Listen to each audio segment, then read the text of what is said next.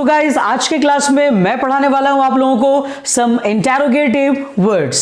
अब ये इंटेरोगेटिव होता क्या है, so let me tell you at first कि दैट इंट्रोगेटिव का मतलब क्या होता है या फिर इंटेरोगेटिव का मतलब क्या होता है, दोनों एक ही है, don't be confuse guys.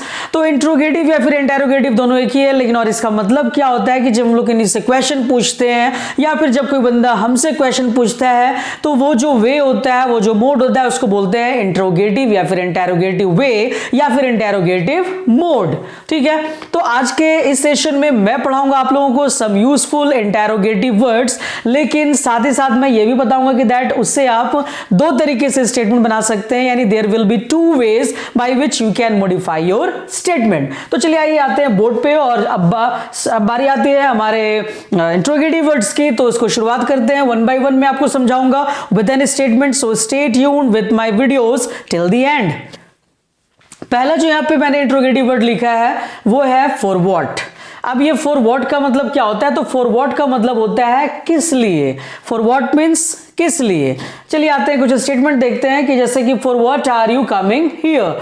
For what are you coming here का मतलब होता है कि तुम यहां किस लिए आ रहे हो। For what are you coming here, इसको आप दूसरे तरीके से भी बना सकते हैं, यानी अनदर स्टाइल भी आप इसमें अप्लाई कर सकते हो, such as what are you coming here for. जैसे कि करना क्या है दूसरे में आपको कि व्हाट को पहले लगा देना है और फॉर को सबसे आखिर में यानी सबसे अंत में लगाना है। ठीक है, ऐसे आप ज्वाइन करके भी इसको बोल सकते हैं, for what are you coming here या फिर what are you coming here for. For instance कि for what are you scolding me, या फिर if I can say what are you scolding me for, यानी for what को साथ में भी लगाकर स्टेटमेंट बनाया जा सकता है किस लिए के सेंस में, या फिर आप what को सबसे पहले और for को अंत में लगाकर भी अपने स्टेटमेंट को मीनिंगफुल बना सकते हैं बाय द हिंट ऑफ किस लिए, for what।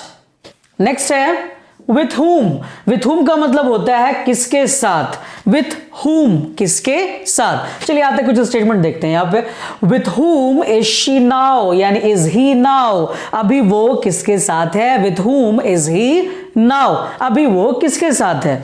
या फिर who is he now with, ये मीनिंग वही आ रहा है, लेकिन क्या है कि दैट मैंने वे, जैसे मैंने बताया कि दैट आप दो तरीके से इन सारे वर्ड्स को या उसके स्टेटमेंट को आप बना सकते हैं। ठीक है, तो जैसे कि आप विथ हुम को साथ में भी लगा सकते हैं, जैसे कि मैंने फर्स्ट स्टेटमेंट को लिखा है कि with whom is he now, कि दैट वो अभी किसके साथ है।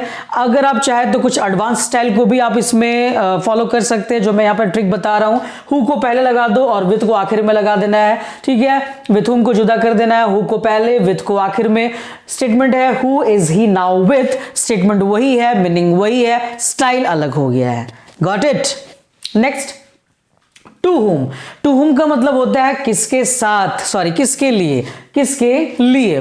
तो टू हुम का मतलब क्या हुआ, किसके लिए। फॉर इंस्टेंस कि that to whom are you enticing, तुम किसके लिए तड़प रहे हो। फॉर यानी to whom are you enticing, तुम किसके लिए तड़प रहे हो। अब ये तो हो गया कि पहला स्टाइल, अगर चाहे तो इसको आप दूसरे तरीके से भी बना सकते हैं, मीनिंग वही होगा बट स्टाइल चेंज हो जाएगा। Let us see, who are you enticing to, sorry यहां पे मैंने विथ लिख दिया है गलती से, मैं यहां पे टू कर दे रहा हूं। ठीक है, who are you enticing to, इसका मतलब भी वही है कि तुम किसके लिए तड़प रहे हो।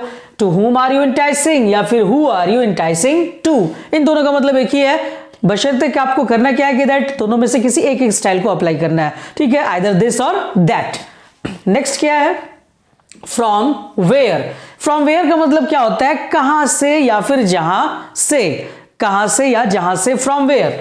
तो फ्रॉम वेयर के साथ भी आप दो तरीके से स्टेटमेंट को बना सकते हैं। जैसे कि पहला स्टेटमेंट है from where is she coming, वो कहां से आ रही है। From where is she coming, ये एक स्टाइल हो गया। दूसरा स्टाइल चाहे तो आप लगा सकते हैं यहां पे, where is she coming from, where is she coming from, ये दूसरा स्टाइल है। दोनों का मीनिंग एक ही है लेकिन स्टाइल अलग अलग हो चुका है। ठीक है, from where is she coming का मतलब भी वही है कि वो कहां से आ रही है, और where is she coming from यानी वेयर को पहले मैंने लगा दिया, फ्रॉम को मैंने लास्ट में सेटअप कर दिया।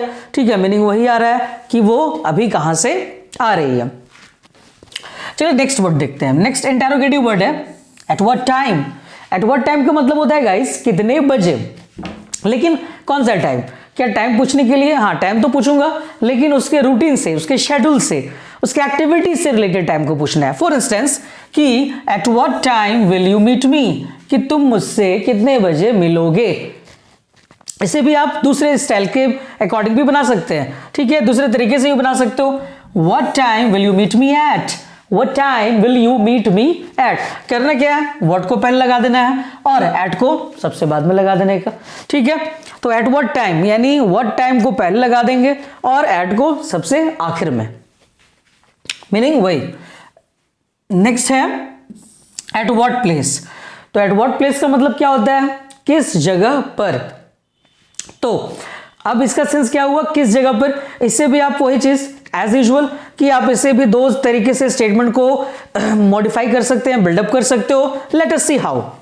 पहला स्टेटमेंट है कि at what place have you reached now, तुम अभी किस जगह पर पहुंचे हो या फिर तुम अभी किस जगह पर पहुंच चुके हो। At what place have you reached now, ये हो गया पहला स्टाइल। देखते हैं दूसरा स्टाइल क्या है। दूसरा स्टाइल ये है कि व्हाट प्लेस को पहले कर देंगे और नाउ को आखिर में कर देंगे। बनेगा क्या statement, what place have you reached eight now, What place have you reached at now। इसका मतलब भी वही हो रहा है कि तुम अभी किस जगह पर पहुंचे हो। What place at have you reached at now, ठीक है। तो पहला क्या था, पहला वर्ड जो मैंने दिया वो है for what का। for what का मतलब होता है किस लिए। सेकंड होता है with whom, with whom का मतलब होता है किसके साथ। थर्ड है to whom, to whom का मतलब होता है किसके लिए। फोर्थ वर्ड जो यहाँ पे है वो है from where, from where का मतलब होता है जहां से या फिर कहां से, from where। और जो फिफ्थ वर्ड है यहाँ पे वो है at what time, at what time यानी कितने बजे, ठीक है। लेकिन डायरेक्टली आपको घड़ी देखकर समय नहीं पूछना है। मैंने जैसे बताया कि उसके एक्टिविटी या फिर उसके उसका जो रूटीन है उससे रिलेटेड टाइम आपको अगर पूछना है, उसके बारे में जानना है कि दैट वो कब क्या करता है, तो उसके लिए एट व्हाट टाइम यूज करना है। लास्ट का जो वर्ड था वो है at what place. At what place का मतलब होता है किस जगह पर।